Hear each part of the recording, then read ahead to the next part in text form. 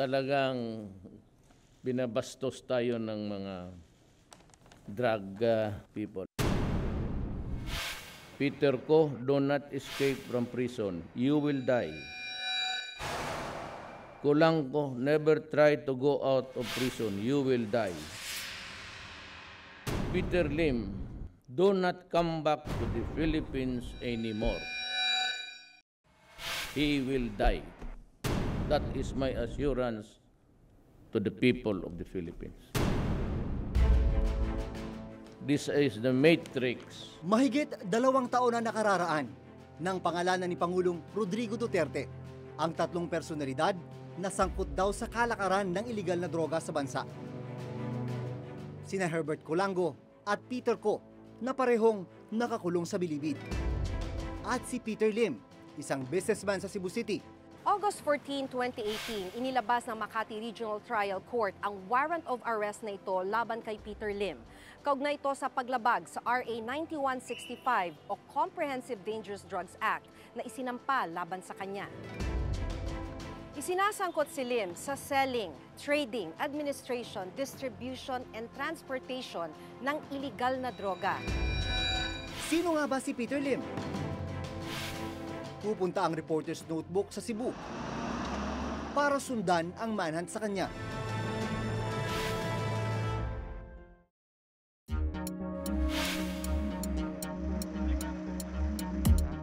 Ihahain ng Cebu City Police Intelligence Branch kasama ang Special Weapons and Tactics Team o SWAT ang warrant of arrest laban kay Peter Lim.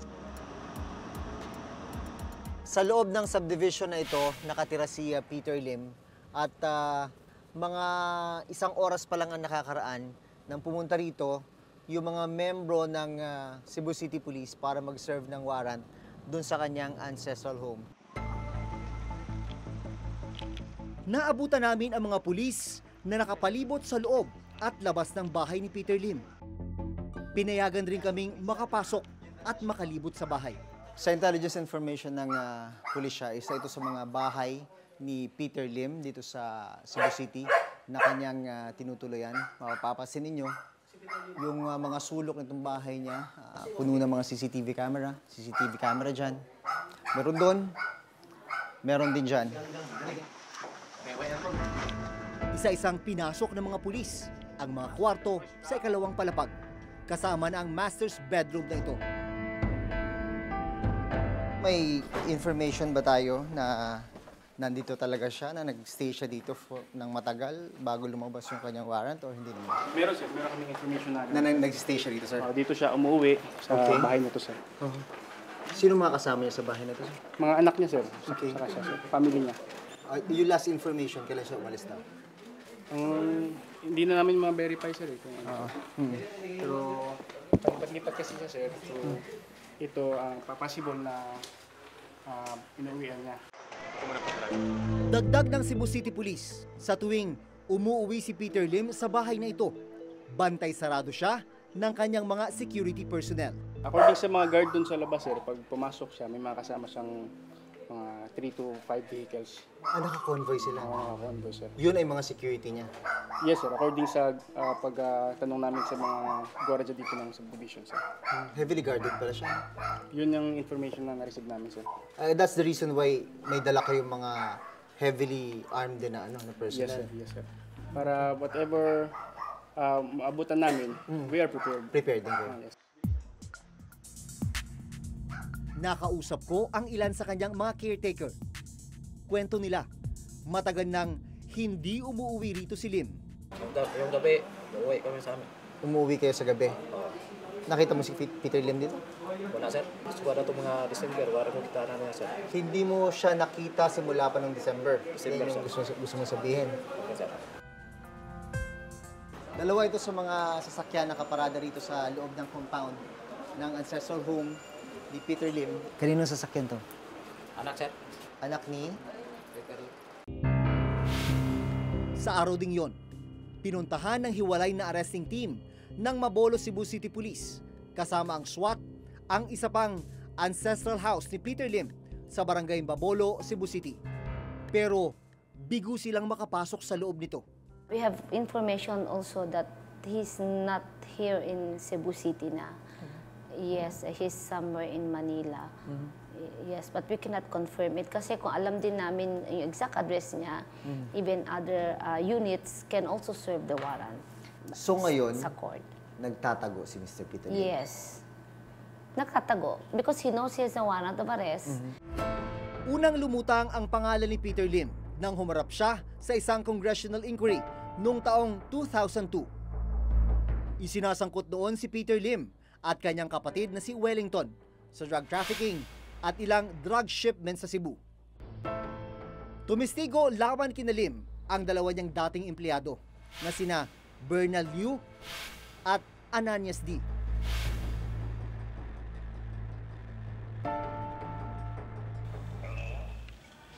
Congressman Cuenco? Nakausap namin si dating Congressman Antonio Cuenco na siyang nag-imbestiga noon sa Kongreso. Yung dalawang testigo, nakalaban ni Peter Lim. Sino yung dalawa na yun? Dahil mga empleyado niya. Mga empleyado niya. Okay. At sila mismo saksi. They're witnesses to the illegal activities of Peter Lim. Pagkatapos ng testimony nila, pinatay yung dalawa. At pinaimbestigahan namin, pero walang resulta ang investigation. After we investigated the case, I had no help from the government. But my recommendation was the Department of Justice should help us build up the case. Walang naisang pangkaso laban kay Lim. Pagkaluklok ni Pangulong Rodrigo Duterte, July 7, 2016, pinangalanan niya si Peter Lim alias Jaguar bilang bahagi ng drug matrix sa Pilipinas. Now, ito si Peter Lim, according to the Chief PNP, he goes in and out of the Philippines. Now, if he has friends here, sabihin mo sa kanya, the moment he lands at Naya, he will die. Makalipas lang ang isang linggo, July 15, 2016, personal na nakipag-usap si Peter Lim kay Pangulong Duterte para linisin umano ang kanyang pangalan. Hindi raw siya ang alias Jaguar na tinutukoy ng Pangulo, kundi ang isang Jeffrey Diaz alias Jaguar, isang hinihinalang drug suspect na napatay noong June 18, 2016 matapos makipagbarilan sa mga pulis. Ipatawag na akong tanang units operating kasi sila may tanang yun, PDEA, intelligence, military, and BNBI. Ibaw kang ginasuspitsahan kang drug lord ka. Yes. My suggestion is good. You go to the NBI. I am declaring war against the drug industry. I'm with you all Panatay the kita way. na. Oh. I'm with you all the way, good, Mr. President. Pero muling lumutang ang pangalan ni Peter Lim nang isangkot siya ng sinasabing drug distributor na si Kerwin Espinosa sa isinagawang Senate inquiry noong November 2016. Sa Cebu kay Peter Lim naman kinukuha. Isinagawa ang pagdinig matapos mapatay sa loob mismo ng kanyang selda sa Leyte ang ama ni Kerwin na si Albuera City Mayor Rolando Espinosa. Nanlaban umano siya habang hinahainan ng search warrant ng CIDG Region 8 noong November 5, 2016. Kilala mo ba si Peter Lim? Oo. Ang pagkakaalam mo, doon kumukuha ng droga kay Peter Lim? Yes, Your Honor. Ito ba yung Peter Lim na may-ari ng Hilton Trucks? Yun. Hilton Trucks. Yun. Gusto ko lang linawin kasi ito yung tao na pumunta kay Presidente para gustong paniwalain si Presidente na wala siyang kinalaman. So, at least for the record, nalaman natin na siya yung tao na yon na taga Cebu. Matapos ang hearing, ikinasa na rin ng PNP Criminal Investigation and Detection Group o CIDG ang investigasyon laban kina Kerwin Espinosa at iba pang personalidad, kabilang na si Peter Lim. Hanggang noong July 4, 2017, isinumite ng CIDG sa Department of Justice o DOJ ang isang criminal complaint for violation of Comprehensive Dangerous Drugs Law sa higit 20 personalidad. Isinasangkot nila si Peter Lim, Kerwin Espinosa at iba pa sa kalakaran ng droga.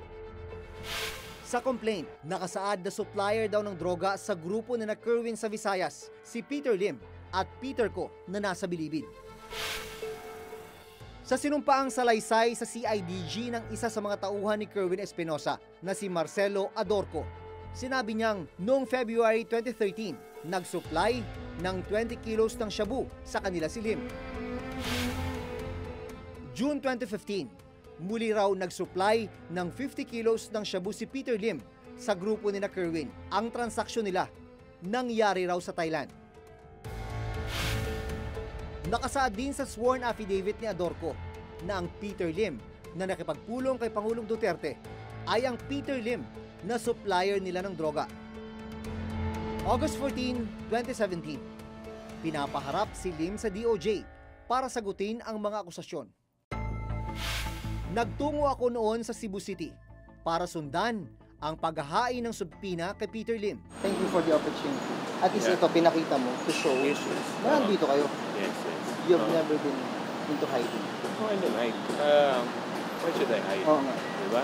I'm happy you are given this opportunity to answer and to rebut whatever they're saying because it's all a lie. August 24, 2017, humarap si Peter Lim sa DOJ para magbigay ng kanyang counter affidavit. Dito, muli niyang iginiit na inosente siya.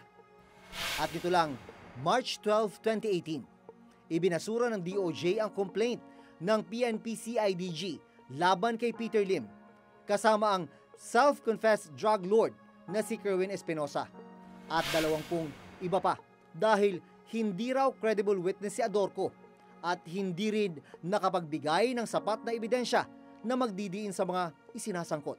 Nag-file tayo ng motion for reconsideration, yung pag-junk nila sa kaso ni Peter Lim at ni Kerwin Espinosa. I will use all our available remedies, legal remedies na mapapanagot natin yan sila. Hindi pa po tapos ang boxing laban kay Peter Lim at dito kay Kerwin Espinosa. Rerepasuhin pa po yan ng kalihim ng Secretary of Justice at sisiguraduhin na tama ang naging naunang desisyon ng ating mga public prosecutors. Naging kontrobersyal ang desisyon. Nagbitiw na rin sa pwesto si Justice Secretary Vitaliano Aguirre. Isang buwan matapos ang pagbasura sa complaint ng CIDG, binawi ng DOJ ang naunang desisyon at muling binuksan ang reklamo sa ilalim ng bagong kalihim ng DOJ na si Menardo Guevara. Hanggang sa ilabas ng Makati Regional Trial Court ang warrant of arrest laban kay Peter Lim nitong August 14, 2018. Samantala, 2 sa mga kinasuhang ng CIDG patay na. So we're not just fighting one group. We're fighting a triad that is already very organized.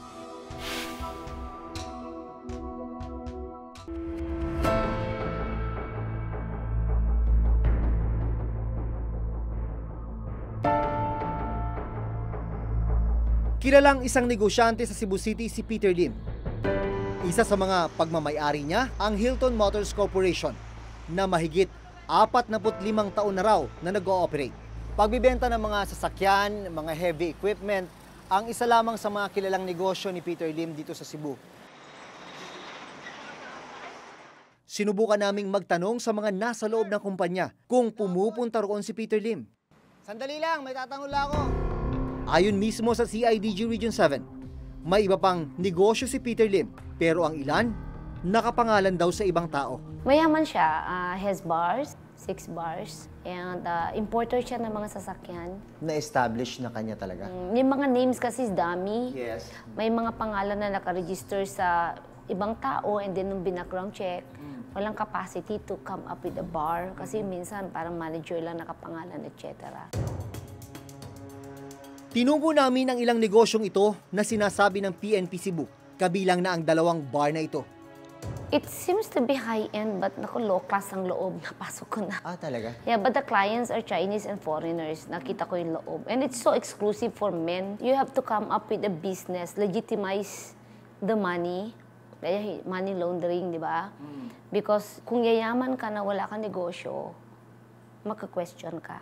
So, nangyayari ngayon is, nung nangmuhunan na from drugs, nag-invest ng negosyo, nagkaroon ng mga dummy companies, front na negosyo, but actually, Ang main source of the money is illegal drugs. Gano'n siya kalaking figure? He can influence almost everyone, even positions of different agencies.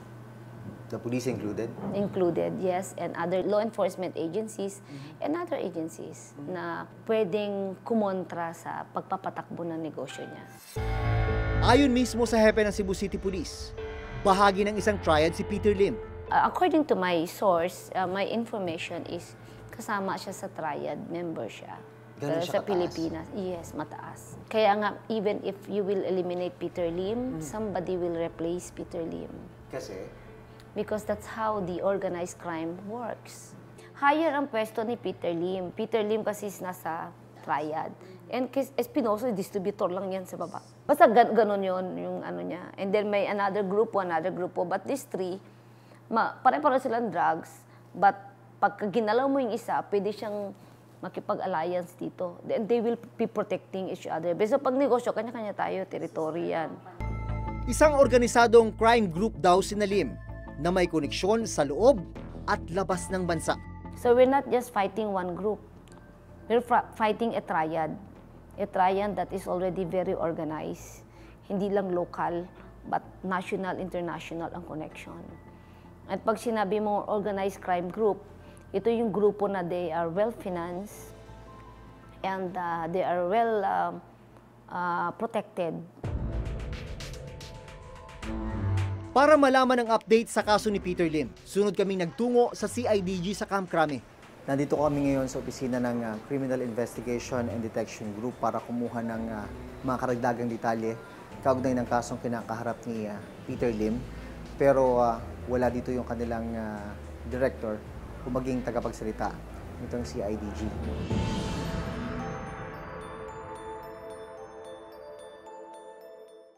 This is the matrix of the diagram. Bukod kay Peter Lim, binanggit din ni Pangulong Duterte na bahagi ng drug matrix sina Peter Ko, nakasama sa sinampahan ng kaso ng CIDG, at si Herbert Colanco.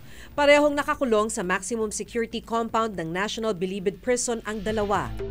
Ayon mismo sa nooy PNP Chief Ronald De La Rosa, 75% ng droga sa buong bansa nagmumula sa loob ng Bilibid. Kasama rin nila sa maximum security compound si JB Sebastian. Minsan nang naging kontrobersyal ang Building 14 sa Bilibid matapos mangyari ang kaguluhan noong September 28, 2016. Sa videong ito, makikita ang pagsugod sa Medical Center ng Muntinlupa sa 3 sugatang high-profile inmate ng Bilibid na sina JB Sebastian, Peter Ko at Vicente C. Patay naman ang isa pang inmate na si Tony Ko. Halos 2 taon matapos ang insidente, wala pa ring inilalabas na resulta ng investigasyon tungkol sa kaguluhan. Ang mas malala, ayon mismo sa gobyerno, nagpapatuloy pa rin ang drug trade sa loob ng Bilibid. Jimmy Ong, ikaw. Kaya sa unang araw pa lang ni De La Rosa bilang bagong Director General ng Bureau of Correction, pinuntahan na niya ang mga alleged drug lord at high-profile inmates sa maximum security compound. Nakaharap niya ang mga pamilyar na mukha at pangalan gaya ni na Peter Ko at JB Sebastian. Yung nakakulong dito na mga drug lord, patuloy pa rin yung ginagawa ang pagnegosyo ng droga. Ano masasabi mo, Peter Ko? Patuloy pa rin? Hindi po. Ha? Tigil na? Ikaw, JB Sebastian, ako, wala ko pakialam kung mayaman kayo, marami kayong pera, siga kayo. Dito, right here, right now, ako ang siga dito. Ha? Intindihan mo? Sa isang pag-aaral ng Ateneo de Manila University, De La Salle University, University of the Philippines Diliman, at Columbia University Graduate School, halos lahat ng mga napatay sa laban kontra droga mahihirap. Sa mahigit 5,000 kasong pinag-aralan ng nasabing eskwelahan, lumalabas na 47% sa bilang ng mga napatay ay sinasabing small-time drug dealers. 1% sa mga napatay ay sinasabing mga narco-politicians. 1% ang sinasabing mga pulis na nasangkot sa iligal na droga. At less than 1% naman ang mga sinasabing drug lords. Ayon sa National Union of People's Lawyers, dapat sinisimulan ang laban kontra droga sa mga pinakamalalaking taong sangkot dito. Ang gusto namin, matapos na yung war on drugs. Ayusin nila Hinuhuli natin lahat ng drug addict, pero yung supply tapos yung dahilan kung bakit nagdodroga yung mga tao, hindi pa nawawala.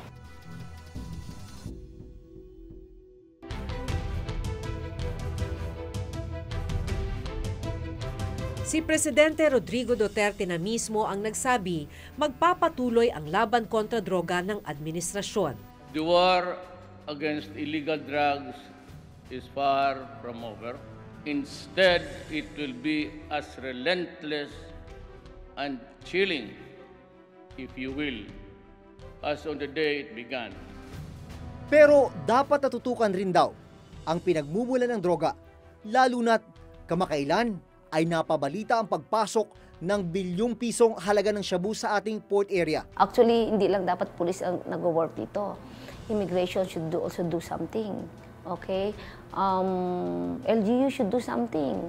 Help us identify all his assets. And we need the cooperation ng lahat ng ahensya at lahat ng mga tao na nagtatrabaho sa kanya who really knew naman yung illegal activity niya. And they have to really help this government para sa ganun maputol at matigil natin yung droga. Hanggang sa susunod na Huwebes, ako si Jun Veneracion. Ako si Maki Pulido at ito ang nakatala sa aming Reporter's Notebook.